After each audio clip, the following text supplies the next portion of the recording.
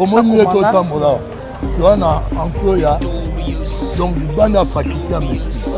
Mais la carte d'emploi à la faculté à médecine, tu as la faculté à médecine, où il y a des choses, tu as comme faculté mère. La Simalango, votre faculté à sciences pharmaceutiques. Peut-être que vous voyez là-bas. Et puis, oh, une année passée. Dans ça, on comprendre bien, il y a un des sa 13e parmi la faculté où il y a. Effectivement. Mais il y a des gens qui disent effectivement, ça c'est la 13e faculté. Oui, bien la médecine santé. Papa, la du coup, tout le monde statut on a bon le premier doyen noir de la faculté de médecine. Premier doyen. La faculté de médecine. Ah oui, donc vous faites karaté. Ah vous faites l'année passée. Donc c'est ça. Voilà, c'est le premier doyen. La faculté de médecine. Mais pourquoi question d'engagement pourquoi premier doyen Kakande Batier bah monsieur se peut Batier bon on peut quelque part. Non, vous savez. Quand il y a qui premier doyen la médecine, il y a la faculté de médecine. Mais l'université à Kinshasa est dirigée d'abord par le blanc. Oui, par le blanc. Moni. Alors, premier doyen la faculté. Ah, on a noir. Premier doyen noir. Voilà. OK. Il y a un professeur docteur Diom. Ça c'est la science. Diom. Non.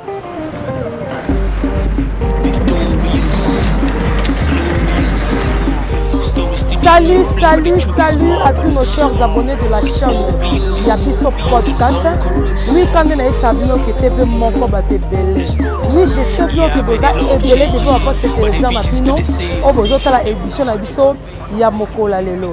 C'est bien moi, votre humble présentatrice Prudence Ngimbi, la petite audible à la taille acceptable, autre m'a dit original. Oui, na si ma caméra, tout ça, bon, on a Yamoko Mwana Mboka.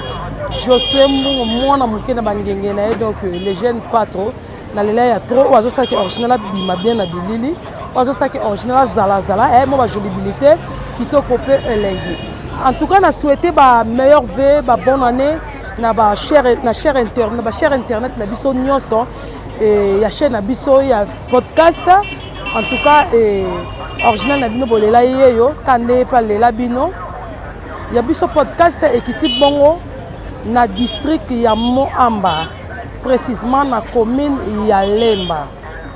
En tout cas, prince naza obozo mona oyo, eza prince ya université.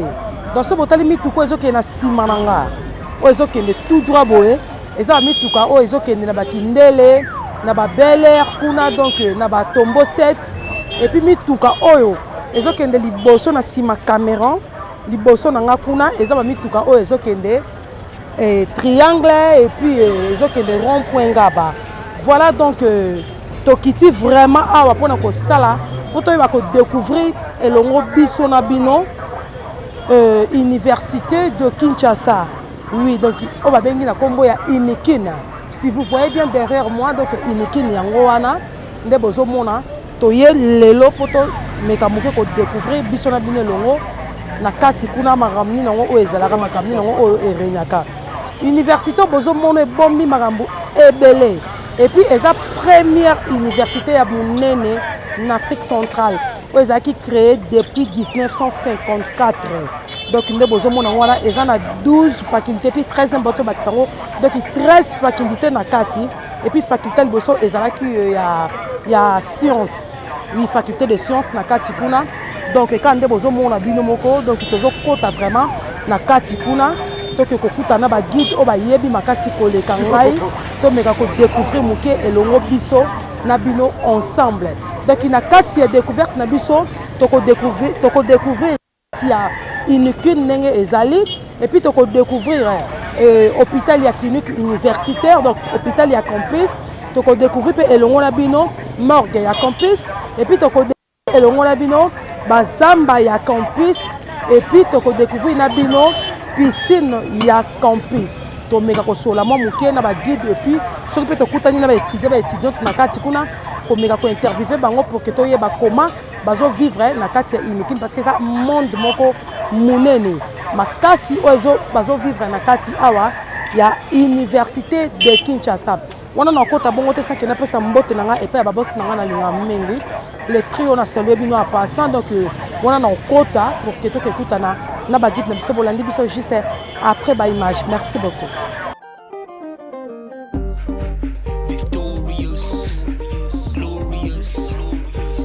Ouais, cher internet, donc quand on a idéologie, on a découverte na biso, il y a une équipe donc ici qu'on a tellement besoin, on les a rond-point, on a un combat trafic. Donc on a trafic, ici quand on a mis tout qu'on a besoin, on les a parqués à les a mis tout quoi, ouais, soit des étudiants, et puis qui t'avaient puis les passagers, on a na site oyo, ndé et ya ko kitsa bango na site ko ça. Donc ba benga ngo rond-point, il y a Bel Air. Ndé boso mon on bedo to so kota na kati ndé to so le on a rond-point Bel Air awa. Toujours quand on a 4 uniquines, un grand liboulot, donc c'est vraiment grand zokode qui donc découvrir et bien na 4 pour donc toujours kota. Bon la libre sera. Matoye yoki miswe moni, linga kolobe zati, oteme zate moi misale monani, linga kolobe zati, uti musika esa to komi, linga kolobe zati, ya kolobe zati, linga kolobe zati.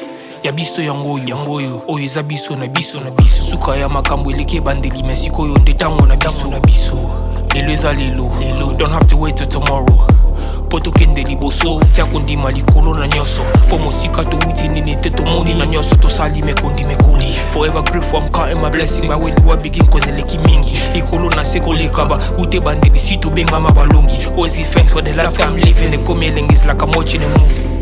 Soki na kanisi bola muna yo elekela kangai osali ya kokamo oluwa give in exchange koma koyembisa ngai liwaya sondi mapepo ngana zwa bomo ya sekwelekela kangai give to Caesar what belong to Caesar ya bisolo kumuto pesa na nkolo obimisa ngana mulili opesa lilobo epelisa mwinda okomisa njoto etonga makamu na koma komona kokamwa ebandeli pesuka nyoso tosengaka esi osala bokitano ya bala ya mabana bilaka na ndima kokokisa nyoso pona ntina nanga ya motuya yo pesa nga oferi nzambe tata esengo na ngai ya libela moninga na ngai ya motema matoye yoki miso emoni linga kolobe zati oteme eza temoi misale monani linga kolobe zati touti mosika esensal tokomi linga kolobe zati ya kolobe zati linga kolobe zati matoye yoki miso emoni linga kolobe zati oteme eza temoi misale monani linga kolobe zati touti mosika esensal tokomi linga kolobe zati ya kolobe zati linga kolobe zati. Merci beaucoup. Donc quand notre loba tu l'as bino déjà tu découvrir déjà bisona bino longo et des facultés. Donc deuxième faculté on y a un besoin massif vous voyez bien derrière moi. Donc ça vraiment bien mentionné faculté des sciences agronomiques. Donc ande bisiko sosa pour ça ba o lakisa bino ndeni nzeta manga ekokola bien ndeni manga sende ndeni nde ya la banzete do maracuja et tout consort ba o lakisa bino ndeni nini bokolo nango bien et puis kana kati ba vétérinaire bazobima da bato bazo étudier nyama ndeni subaye bande est-ce nyama azo bela est-ce nyama za malamu dans la faculté au bozo mona et puis na liboso si vous voyez bien na pembe nanga awa tozana ba matiti ba makasa o bango ba vétérinaire bazo yekola en tout cas c'est bien écrit hein toujours mon matiti o ba commu et Tripsacum laxum pour acide donc je suppose que c'est dans la langue nini donc bango mo quand ba vétérinaire ba oye bango malheureusement tozana bango te ba panneau o bozo mona oyo donc yango yo brancharia do ba oui ils ont kisi o ba selera pour na rotuba na ba nyama voilà mais qui sont bon ba lona kango voilà les obima wana akomon ba sali yango ba sens ko médicament voilà donc vous voyez bien awa c'est bien écrit une faculté médecine vétérinaire donc jardin agrostologique. S'il vous plaît, ne pas toucher, ne pas jeter du plastique. Donc, si on fait ça, ils ont des médicaments, des guides de soto loba, ou bango ba salé laka pour nous repérer ça na banyama. Donc, bango moka mutu, balona ango. Merci beaucoup et puis donc toujours continuer, toujours que na biso vraiment na clinique universitaire parce que ba bloc mususu, ba faculté mususu eza na moi sima. Pour que tous on asima te to bandana no boye, to découvrir biso na bino elongo na njela guide de ça makasi. Et puis, nous avons la faculté. Merci beaucoup.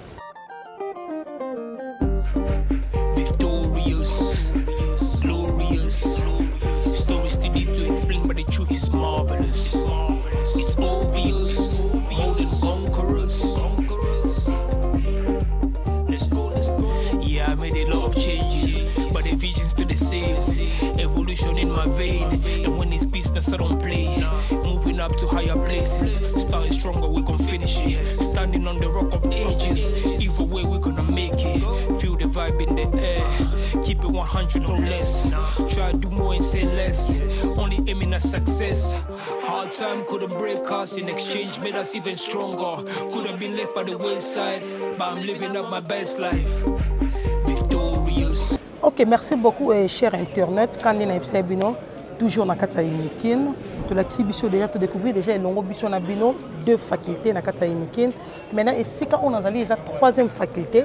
Si vous voyez bien derrière moi, faculté de médecine. Donc, ça, c'est qu'on a faculté, il y a médecine. Ndé na zape sous na papa na ngaya wa guide makasi. Walinga meko bole biso muke na faculté tozali parce que to apé na faculté ya médecine dentaire ouais. Et puis koto surtout na faculté à pharmacie donc papa na biso balisa biso puis to moni statut moko diku liboso kuna et puis papa meka ko expliquer biso statut ona elakisi nene. Maintenant c'est là beaucoup plus moko à se présenter. Bonjour papa. Bonjour. Papa kombo nani? Ngai kombo na ngai commandant Bovic. Commandant Bovic. Donc, après, on a la chance de sécurité sur sécurité. On a commandant Bovic. Commandant Bovic.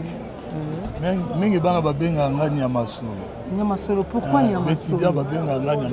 Vous attendez ma case? Non, non. C'est une organe. La police est un organe de la discipline et de l'organisation. Okay. La police est un organe de l'ordre pour maintenir de l'ordre. Alors, il faut que vous avez la présence moko. Donc c'est que vous n'avez pas besoin de rigueur à ma case. Bien sûr que oui, je suis le commandant. Oui. Il faut avoir la rigueur pour bana baki otanga. Il faut nationga sabana na nzela. Oui. Pour baza makansa kotanga, batika kana kotanga. Pour ça venir peut venir na bango alo. D'accord, donc Niamasolo on a son copain dans moi sobriquet mon boy. Ouais ouais. Et ça oh bana bango ba pesa. Vraiment. Parce que na rigueur vis-à-vis na bétidien. Vraiment. Merci beaucoup et na moni to ça na faculté de médecine et puis dans mon côté tu as la médecine dentaire et puis côté tu as la faculté de pharmacie. En cours oyo là je te télémi. Tu as maintenant on a 3 facultés. Oui. Faculté mère et la faculté de médecine comme vous le voyez. Ouais.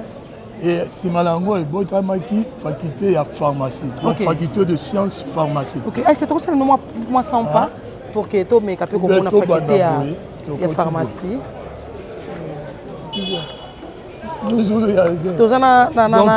au moment où tu as tu as encore donc la faculté de médecine. Mais la carte encore la faculté de médecine, tu as la faculté de médecine, où ils ont bosso, ils ont comme faculté mère. La Simalango et botamaki faculté à sciences pharmaceutiques. Tel que vous voyez là-bas. Et puis, oyo botama. Une année passée. Dans ce qu'on comprendre bien, il y a un des 13e parmi les facultés où ils ont. Effectivement. Il y a 12 effectivement, facultés. Ça c'est la 13e faculté. Oui, bien la combo il y a médecine dentaire. Okay. Donc on va en parler dès qu'on sera de ce côté. Ok, merci beaucoup. Faculté il y a sciences pharmaceutiques. Alors voilà. Dans le département. Oh, ouais. Si on peut avancer. Oui. Le département de la faculté à sciences pharmaceutiques. Oui. Au moins, on a un tableau. Ouais. Ce tableau-là, c'est un tableau où il y a des cabane. Tant qu'il y a des salles, il y a des options. Oui. Il y a des salles, il y a des salles. Donc, il y a un tableau. Oui. Tableau. Oui. On a une filière de la pharmacie. Oui. Donc, le premier département, c'est la science de base. Chimie médicinale et pharmacognosie, pharmacologie et thérapeutique. Oui, option pharmacie d'hôpital et communautaire. Voilà. Ok, vraiment, donc voilà. Dès que papa m'a expliqué, donc l'option en Wana, la faculté autosali à sciences pharmacologie. La faculté, ils ont un doyen. Oui. Bonjour, doyen. Oui. Doyen Yohan. Doyen faculté à sciences pharmaceutiques. Ok. Donc, il y a un doyen, il y a un vice-doyen chargé de l'enseignement. Donc, si on comprend bien, faculté, il y a un doyen. Si. Ok. Les organismes, donc organisation, donc chaque faculté a un doyen. Ok. Vraiment.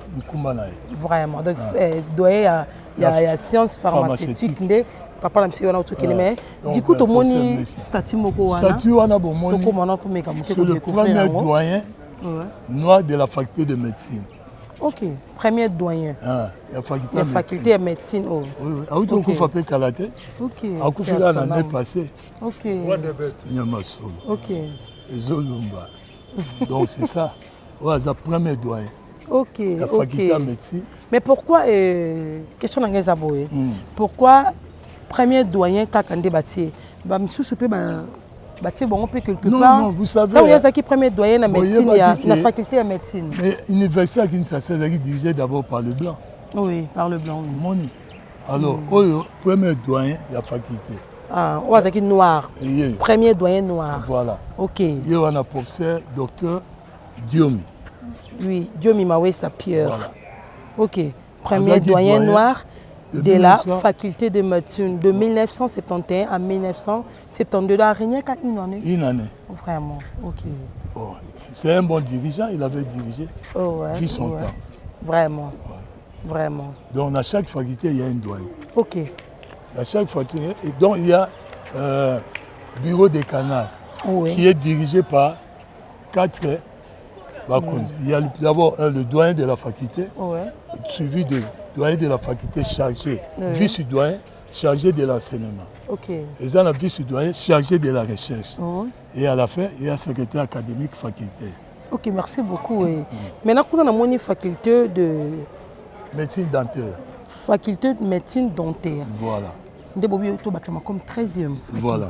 Si vous avez noté, c'est que faculté où ils ont quitté, tout ils ont quitté. Voilà.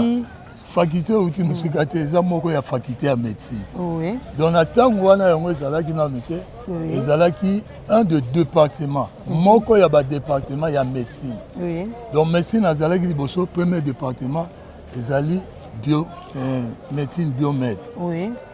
Biologie médicale. Oui. Après, ils ont bico-dentaire. Voilà. Là, si ma bico-dentaire, ils ont médecine physique. Ok.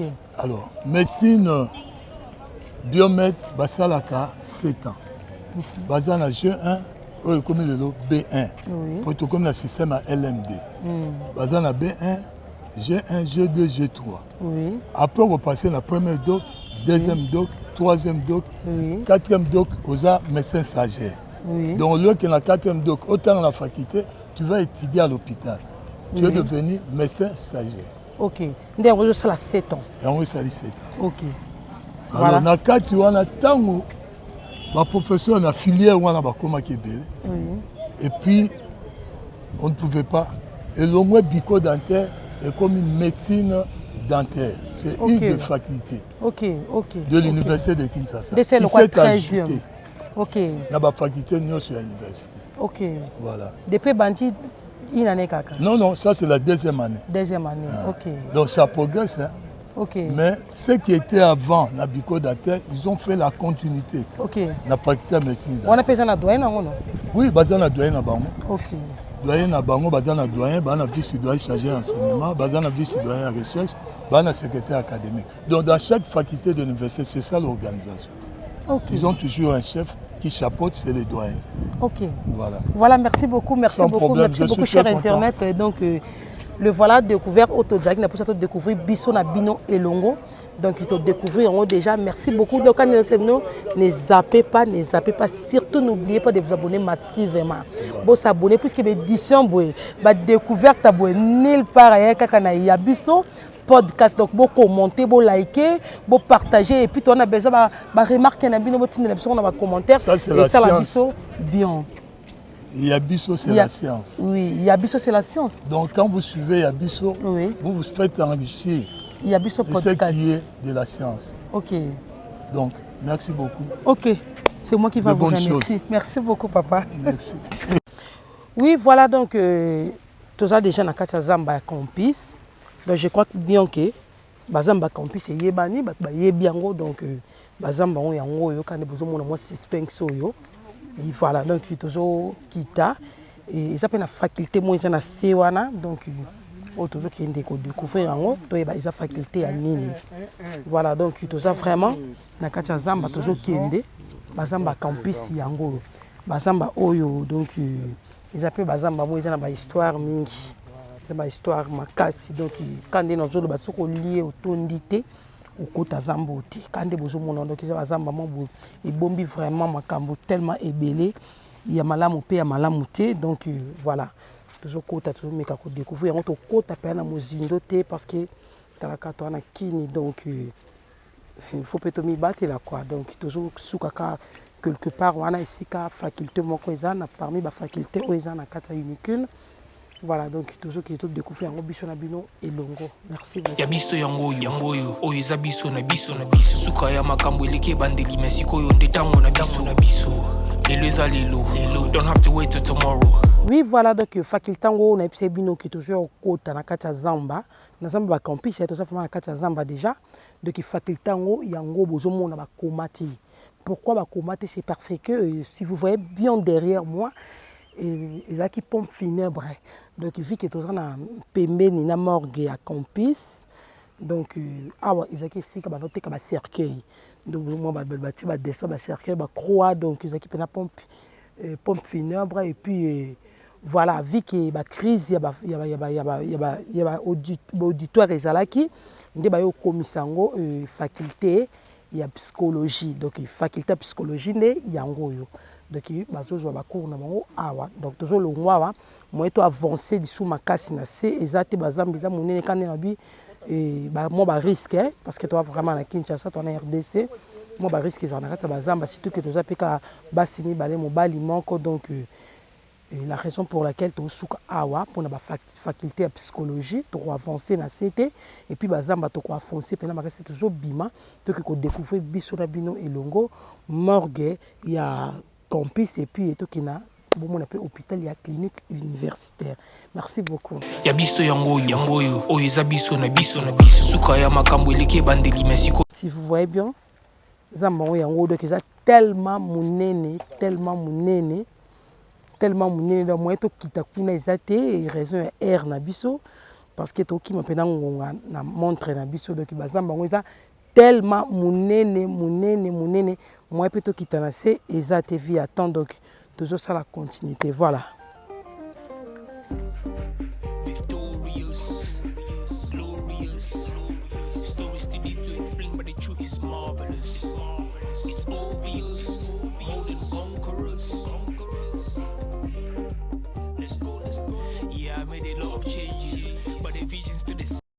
Voilà donc kaka toujours ça la continuité à découverte na biso il y a Inikine toujours ton akata Inikine hein ce que toujours précisément liboso il y a clinique universitaire si vous voyez bien derrière moi donc hôpital il y a campus il y a ngwana donc clinique universitaire tu na zamba et puis ton côté qui na nenga sima na morgue kaka respecter le mort donc to cause bon ba image qui na tête to ba image na nenga mopandi mais là si ko to za na porte ya clinique universitaire. Voilà donc je ne sais pas comment avancer pour ceux qui ont moni pe ba to kuna to meka pe ko solana moi pendant 30 secondes 1 minute pour to ye banano ameka ko expliquer biso moi mukie hôpital ya clinique universitaire toujours na kati ya Inikine donc le pena découverte na biso na bino to zaki fena na posa to découvrir Inikine to e ba nini ko eza na kati ya Inikine na kati ya Inikine to moni bazamba na kati ya Inikine to moni morgue na kati ya Inikine to moni hôpital na eza na biloko ebele na kati ya Inikine donc ba biloko musuku to ko lobate parce que eza télévision donc eza na biloko ebele ba matière eza ke eza vraiment bien gardé ba biloko eza ya kuku donc ndeka ba bisa cerveau ya RDC donc Inikine peut-être cerveau ya RDC et bombi babiloko ebele eko défendre biso na Congo allez-y comprendre donc na katika toujours ya Inikine kuna vraiment zone rouge to ko ni atate mais toujours ça là essentiel to découvrir biso na bino elongo. Merci beaucoup.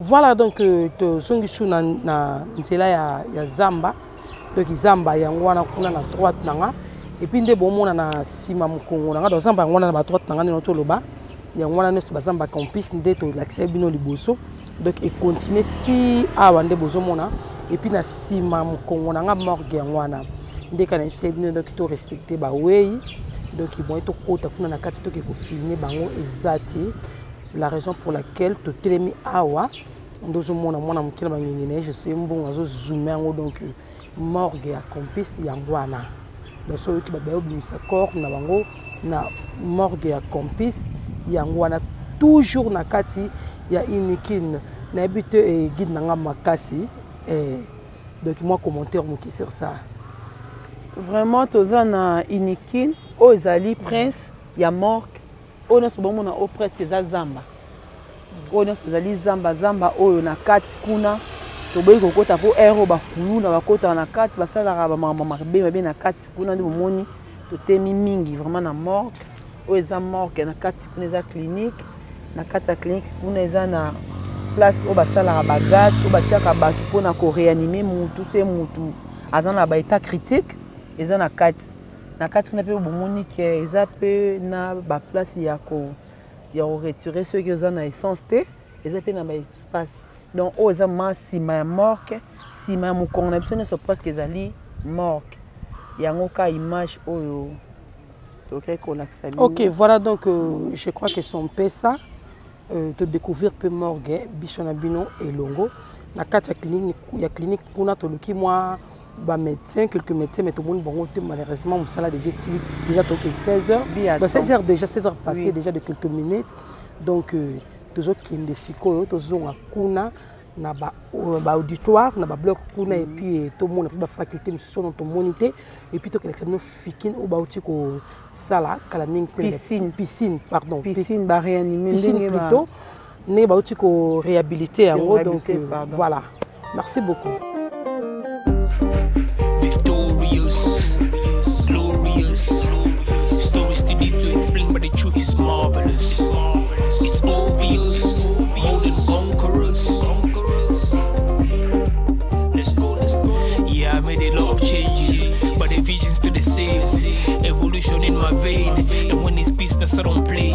Moving up to higher places, starting stronger, we're gonna finish it. Standing on the rock of ages, either way, we're gonna make it.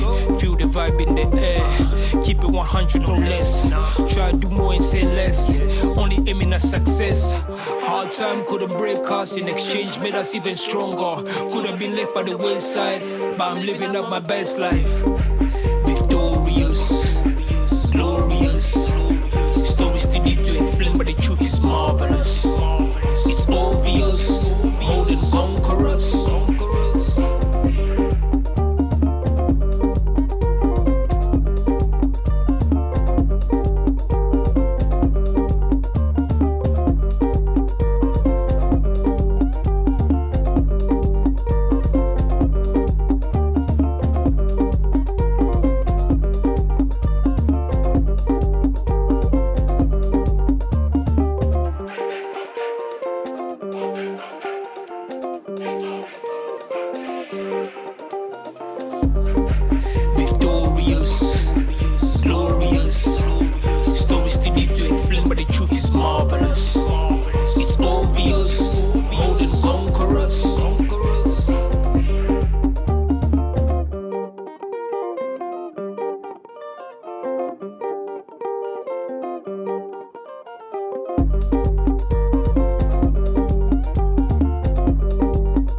Voilà, chers internautes de la chaîne Yabiso Podcast, donc c'est là toujours quand on est Sabino, quand on a domaine on a découverte il y a Inikine, donc toujours dans le Inikine, sur l'hôtel Nassima Moukou, on a un chapiteau du plateau, donc et bah autre salon Kalaté, ici quand on a qui président dans la francophonie et qui na RDC, et puis bozo on a homme kuna donc betili bazo kota déjà donc bah autre ko réhabiliter en gros. Avant francophonie yande bomo na komi kitoko makasi bodon ba embellir en kitoko et puis chapiteau du plateau ya ngwana kuna bisuko ba mbaki président mais naza vraiment kuna na quantité naza likolo aba esika ba clete ba ndeki ko nonger donc na piscine naza na piscine et puis naza na toza pe sur na terrain kuna ya balé to poussana donc na qui vraiment côté ma pour que mona homme bien bisika oyo ba clette banda ko vanda ba loger ba place on attend ba outil par-ci par-là donc ba pays nyonso de ba français na francophonie tant ba ki na RDC ndé ba bazaki loger na ba homme o bozomona oyo donc ezaki parmi ezaki pe les place oyo bazaki étranger bazaki logé bazaki na moment par-ci par-là na ba 20 mecs na ba vandaki par-ci par-là et tout confort mais awa na kata unique bazaki na ba homme ozuma ba réhabilitant kitoko donc ba embellir en très très bien là merci beaucoup on a to kitana biso kuna to que mon appel na piscine sika ba clette basaki musala na bango na francophonie donc quand on a zabino ki unique pena eza grande zoko donc to lango muke le voilà piscine yango yo donc bozo mona piscine onde bozo mona ngo boye oui ba petit peu ko réhabiliter yango kana temps oya francophonie donc ba bongi sont malgré tout et silina noté ba kata ki vit attendre francophonie ya ki déjà ndesenga ke ba kata ba travaux mais ba travaux et so continuer de l'autre bozo mona tout ça na pardon basket et sika toujours ba musala francophonie salamaki et puis de l'autre côté on a terrain à football donc nabi ke guide nanga makasi zawana pour ko expliquer on susu ay ko expliquer on susu mieux ko les kangai à vous la parole.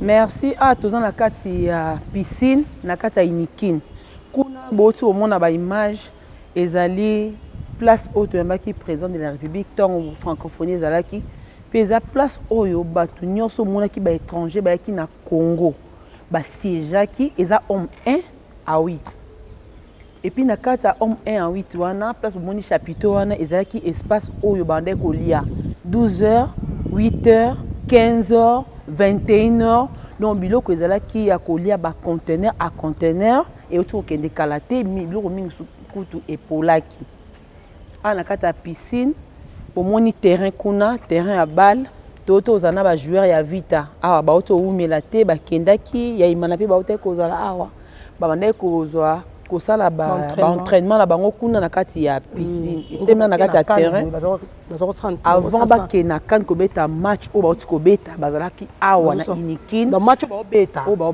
lo ba ndeko s'entraîner pe awa ndeko s'entraîner awa bazaki na homme 1 à 8 kuna bazaki loger kuna bazozwa ba glace batie ba bassin bavandi ata ba 5 mois awa bazaki baotia ba bassin ba camion ba glace ezoya omona bakoti bona kati ba bassin bavandi na kati ba bassin ba glace wana ezosilela bango na nzoto donc ba s'entraînaki awa na kati ya Inikin ti bomoni babimi bakie kobeta match o bomoni mezobeta o bazoko epate wana donc atona na kati ya Inikin yango tozana posaka to découvrir la vérité même misala a na piscine na silité bakati misala à partir de la francophonie bakendaki de moni bakataki misala ba permettre ba kotaka basala parce que piscine so botali lelo nan ba bandi ko sokolaté donc il faut ba vider mai oyo ba tio moko eza na se et senga ba tiango po e banda ko ba mai wana banda ko couler et qui neti na kati ya fleuve nan basali yango te nde bomoni misala etelemi se so bomoni bomona eza na ba chinois ozaki ba osala misala awa ba arrêtaki nanu bazozela ba biloko oyeya nde bako banda ko sala tio na poke de ti kuna na kati ya ni. OK, merci beaucoup motuna na ngeza boye piscine oyo nde basala ngo ezaka uniquement pour na étudiants ou soit ça pour tout le monde bako bandoya ezaka comme site touristique. Comment? Donc piscine oyo ezaka pour na ba étudiants na ba étudiantes te. Eza pour na tout le monde ba kinois oh non c'est pas province non site oui on a tout le monde au Sepeloya ce qui est bandit si je me trompe pas ba au tia ba place ba terrasse à place ba sucré moi ba gâteau na bi kezala na compte unité de production ba au salango awa na compte Inikin na compte des unité de production lokola nanu ba sisi misala tende omoni eza na position eza mais soki et sili ba au tia ba G bana ba bando ya kosakana awa ndenge na yebaki nde na yebi fallait salama eza bongo. OK, merci beaucoup donc ezaka na kata découverte biso na bino elongo donc te découvrir moi mingi siko tozo cité déjà hein donc tozo cité tozo ngasko kuna na ba faculté to me komona non ata moi 2 ou 3 facultés au nom to monité to découvrir un peu biso na bino longo et to chiter via temps. Merci beaucoup. Victorious, glorious. Stories still need to explain, but the truth is marvelous. It's obvious, more than conquerors. Let's go, let's go. Yeah, I made a lot of changes, but the vision's still the same. Evolution in my vein, and when it's business, I don't play. Moving up to higher places, starting stronger, we can finish it. Standing on the rock of ages. Voilà, kaka na domaine tozana ngodo toujours na kati ya unicune. Bisiko bomona na telemi boye na na Europe Vatican. Donc je crois que ba ressortissant nyonso ba na unicune. Donc étudiant au nyonso ya unicune. Bana Kinshasa, bana RDC, o baby unicune. Baby Europe o ya Vatican. Donc c'est-à-dire nous avons 4 princes. Liboso na nga prince, mpandi na nga na gauche prince. Mpandi na nga na droite prince et puis na sima mkongo na nga prince. La ligne vraiment na meka ko expliquer to meka ko comprendre ma prince on a bandi na droite na nga bisiko bo mona ambulance wana ezo kende. Donc prince bozo mona o eza prince o eketi na administration eketi na morgue bisiko to wuti na morgue ya clinique universitaire et puis na gauche na nga prince bozo mona o parce mutuka na noir ezo kende kuna prince eza prince oyo nzela na wuti ya piscine ya ngoyo et puis soko kiti mwa mukie eza ba plateau de professeurs. Donc ndako ba pesa ba professeur o batangisa na kata unicune a pesa cours ba vandara kuna na nzela o et puis na sima mukongo ya cameraman ya Josué Mbungu kuna tozana église catholique prince bozo mona na église catholique wana bozo mona na donc église Notre-Dame de la Sagesse. Donc Notre-Dame de la Sagesse ya wana toujours na kata unicune et puis na sima mukongo na ngai prince bozo mona wana eza prince o eketi ekebwakama na rond-point Ngaba. Donc prince bozo mona o ekiti wana eketi na rond-point Ngaba. Donc rond-point o bozo mona na za awa babenga ngo rond-point ya Vatican. Donc naza na rond-point ya Vatican et puis to kota o bozo mona na sima awa eza toilette publique mais eza donc il y a église ya Saint des derniers jours. Au besoin mon vert blanc, aux églises, il y a 5 des derniers jours, dans la salle qui est toilette publique. Voilà donc tu as compte en acte pour que tout le monde a sous moi 2-3 facultés et puis toshite. Merci beaucoup. Yabiso yangoyo, oyo biso na biso na biso. Suka ya makambo eleke bandeli mesiko yo ndetango na biso. Lelo eza lelo, don't have to wait till tomorrow. Poto kende liboso. Voilà chers internautes donc toujours quand on a domaine en haut. Tozongi susu awa na kati ba faculté donc na droite na nga faculté bozomona o eza faculté ya économie. Oui, toi na faculté économie yango yo et puis na gauche na nga toi na faculté ya droit. Donc faculté ya droit yango na gauche na nga et puis faculté économie na droite na nga na sima mukongo na nga. Église catholique on trouve bino na kombo ya Nodasa. Donc Notre-Dame de la Sagesse yango wana toujours na kati ya unicune. Merci beaucoup.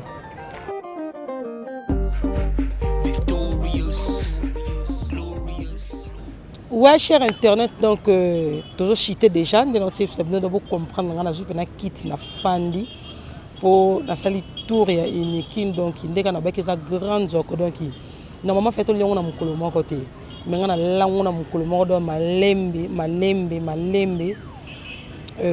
to combinaison na suka toujours cité déjà, mais na CPL ko cité awa, tous vraiment liboso ya bâtiment d'administration awa. Donc, si vous voyez bien derrière moi, c'est bien écrit. Tous les bossus à recteur, donc recteur au Azaki magnifique, ou à Regnaki, de 1920 à 1998. On a vraiment calculé la montée, on a 5 ans, on a cher abonné, pour calculer les résultats. Na commentaire donc na sepela na bino ba trop cher abonnés à biso de la chaîne ya biso podcast donc calculer longa de 1920 à 1998 combien d'années oye a Regnaki recteur premier recteur ou a Regnaki awa na unicune botelinga ngona commentaire et ça nga bien le directeur au comment les acquis monsieur Luc Gillon.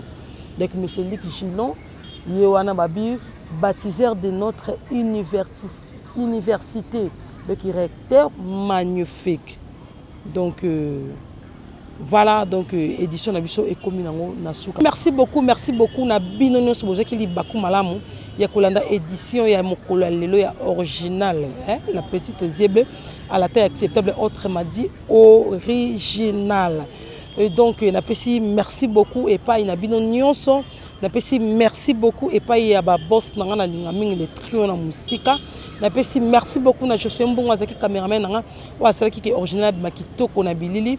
Napesi wana pendant son bossani c'est que naza ingrate naza irreconnaissante et pas ya moto o ayambinga kitoko na kata Inikin wa apesi nga passe yo sala musala du début jusqu'à la fin na kati ya Inikin yenda sa secrétaire ya direction ya communication donc monsieur Lambert Makolo honorable Lambert Makolo bisiko zali ya yo ngwana papa ou mina net babino batablo de fo le kaka parce que bolam na bino eleki ebele sans oublier et pas ya moto selenga sécurité moto na tamuna yakananu ba mono lisusu de moi c'est kitoko yo pena de rasali musala kitoko du début jusqu'à la fin asali musala lokola guide asali musala lokola sécurité donc ye pena abongi nango na kombo ya madame Hélène donc madame Hélène aoumi na ngwende na ye na kata Inikin awa donc doyenne ya makasi. En tout cas merci beaucoup na pesi mbote mingi na famille ngimi mobimba na pesi mbote mingi na équipe technique nanga mobimba sans oublier ba sincère condoléances et pas ya Chada Diavita moi si Nzambe auti ko bungisa papa na ye biologique Chada Diavita moi si Nzambe auti ko bungisa papa na ye biologique depuis Luanda. Chada bah sincère condoléances Chada bah courage et belé ainsi va la vie donc Jambi là était là partout les télélio était là basusu donc bah courage et belé et non c'est la bande de connaissance par na kati podcast aux 8 ans au beti moi tour et pas y a de kona biso Chada Diavita o abuti ko bungisa papa na ye. Merci beaucoup en tout cas na c'est la information que je sois zoomé caméra hein donc c'est-à-dire que na to comme na biso na suka on te kutani bongo na édition zali koya bye bye YouTube, soki nakanisi bolamu na yo elekilaka ngai osali ya kokanga oduwa given exchange koma koyebisa ngai liwa ya sondima mpe mponga nazwa bomo ya seko elekelaka ngai gift season wo belong to season ya biso lokumu topesa na nkolo obimisanga na molili opesa lilobo epelisa mwinda